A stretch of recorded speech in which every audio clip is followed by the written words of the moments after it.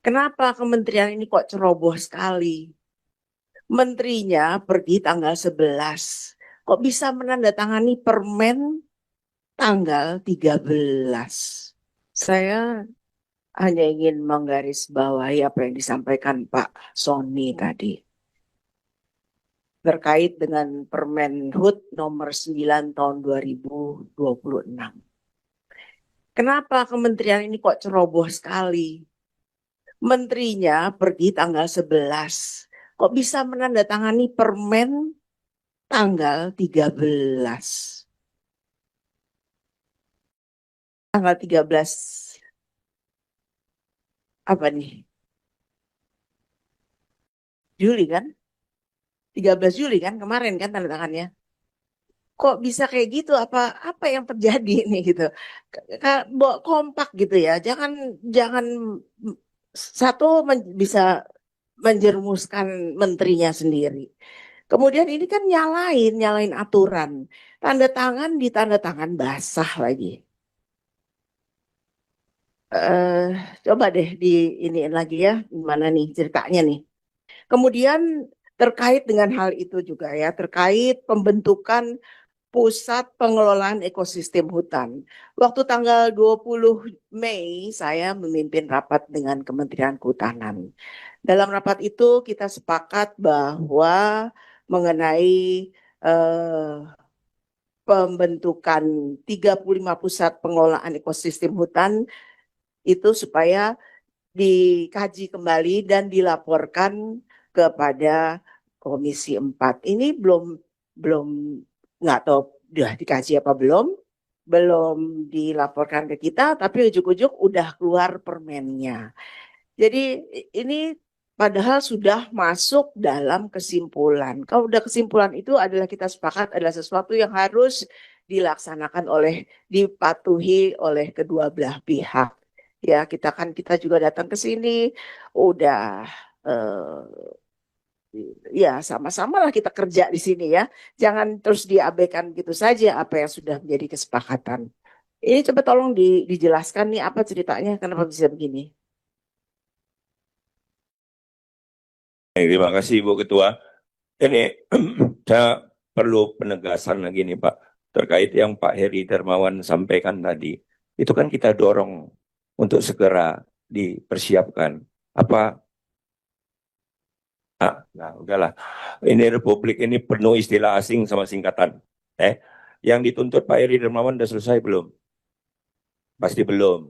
Ya toh? Yang kita minta disegerakan belum direalisasikan.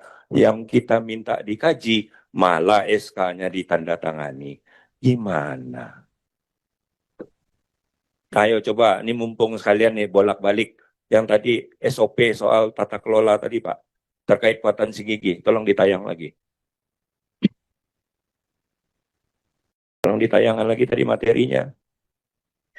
Yang paparan soal proses penyelesaian penguasaan hutan. Nah, sekarang pertanyaan saya Pak, tolong dijawab aja langsung. SK tentang PPT PKH ini, SK Menteri Lingkungan Hidup atau SK Menteri Kehutanan? SK Menteri Kehutanan. Lah SK-nya dari Menteri Kehutanan, untuk apa lagi ada usulan persetujuan Menteri? Dirangkai semua, kalau sudah final, baru ke meja Menteri, ya kan? Keputusannya berbentuk SK. Lah pakai usulan persetujuan Menteri lagi. Ini tahapan mau ngapain? Ini kan tahapan yang bikin orang curiga, itu loh maksud saya. Baik, saya kebetulan memimpin kunjungan kerja ke Riau, Tesanilo. Pak Wamen ini tolong diperhatikan betul-betul. Di Tesanilo itu, di Tesonilo itu, sudah ada masyarakat yang ingin mengembalikan lahannya. Nah, ini tolong, lahan penggantinya mana? Disiapkan. Ya, karena kita juga tahu ada konflik antara masyarakat yang ingin menyerahkan dengan masyarakat yang tidak ingin menyerahkan. Nah, jangan sampai yang ingin menyerahkan malah jadi terkatung-katung dan malah jadi korban. Ini kan harusnya jadi prioritas dengan kesadaran mereka ingin menyerahkan kembali kok lahannya. Baik, silakan Pak Wamen ditanggapi, dijawab seluruh pertanyaan terkhusus yang Ibu Ketua tadi sampaikan. Kemudian Ibu Ketua terkait dengan organisasi PUSPEH atau Pusat Pengembangan Ekosistem Hutan, dari hasil raker tanggal 20 Mei, kami bersepakat untuk kemudian mengkaji ulang dan kemudian melaporkan kepada Komisi 4 DPR RI. Di forum ini kami sampaikan bahwa pernah ada FGD yang kami lakukan di Kementerian Kehutanan, yang itu juga dihadiri oleh anggota Komisi 4, Bapak Darori bersama dengan pensiunan dari Kementerian Kehutanan. Nah, saat itu kami jelaskan dan sudah dipahami ya bahwa urgensi untuk adanya PUSPEH atau Pusat Pengembangan Ekosistem Hutan. Tapi kami menyadari kami ada kekhilafan ya. Seharusnya kami segera melaporkan itu kepada Komisi 4. Kami mohon maaf Bapak Ibu sekalian, terutama kepada Ibu Pimpinan, Ketua Komisi 4. Dan itu perlu untuk nanti bisa dikaji ulang, Bu. Jadi kalau begitu Pak Adrian? Iya. Jadi Permen HUT yang kemarin ditandatangani ya nomor 9 tahun 2006 tanggal 13 Juli memang mekanisme di kami ini ada tanda tangan elektronik. Iya. Iya, oh bahasa. Izin, baik. Izin. Tapi prinsipnya begini Ibu Ketua, intinya itu bisa kita hold ya untuk kemudian ada pengkajian kembali. Jadi mohon arahan dari Pak Ketua. Ibu Ketua. Terima kasih pimpinan dan anggota Komisi 4 DPR RI. Kami perlu menyampaikan bahwa kami berterima kasih atas dukungan dan arahan Komisi 4 kepada Kementerian Kehutanan sehingga pada tahun 2025 kami mendapatkan predikat wajar tanpa pengecualian dari BPK-RI yang ini berturut-turut konsisten dari 2017. Kemudian kami juga perlu menyampaikan bahwa tahun 2025 Kementerian Kehutanan mendapatkan penghargaan sebagai yang terbaik dalam unit kerja pengadaan barang dan jasa dari semua kementerian dan lembaga di pemerintah pusat. Bapak Ibu sekalian, terima kasih kepada pimpinan dan para anggota yang tadi sudah menyampaikan pertanyaan. Ada Pak Daniel Johan, Pak Rajiv, Ibu Nevi, Bapak Tia Khalid, Bapak Sony, Bapak Hasan Saleh, Bapak Adrianus Asia Sidot, kemudian Bapak Heri, Bapak Ahmad Johan, pimpinan, Ibu Ketua Komisi 4, kemudian Bapak Alex, Wakil Ketua.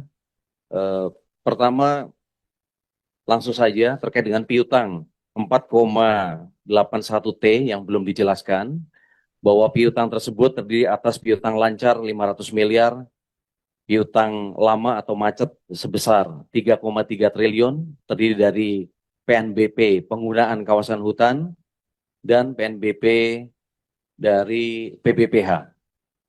Kemudian ada proses penghapusan piutang 300 miliar sesuai dengan keputusan dari Menteri Keuangan. Rencana aksi ke depan yaitu kami dari Kementerian Kehutanan berkoordinasi dengan Kementerian Keuangan, Kementerian Hukum, Kementerian Dalam Negeri, dan Ditjen Pajak Kementerian Keuangan untuk anti-block system dan penghapusan piutang yang sesuai aturan memang harus dihapus. Kemudian terkait dengan kebakaran hutan dan lahan, data yang tadi kami sampaikan bahwa hotspot pada bulan Januari sampai Mei 2026, itu kalau kita bandingkan dengan periode yang sama pada tahun 2025, itu menunjukkan peningkatan.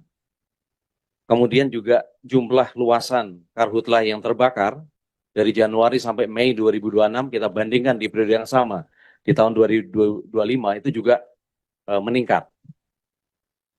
lebih dari 100%. Nah, ini sesuai dengan prediksi dari BMKG bahwa di tahun 2026 El Nino atau musim kemarau itu datang lebih cepat dan lebih lama. Yang diprediksi puncaknya adalah pada bulan Agustus nanti. Kemudian prediksi BMKG pada tahun 2027 akan terjadi El Nino siklus 4 tahunan yang setiap 4 tahunan itu El Nino-nya sangat panjang sekali.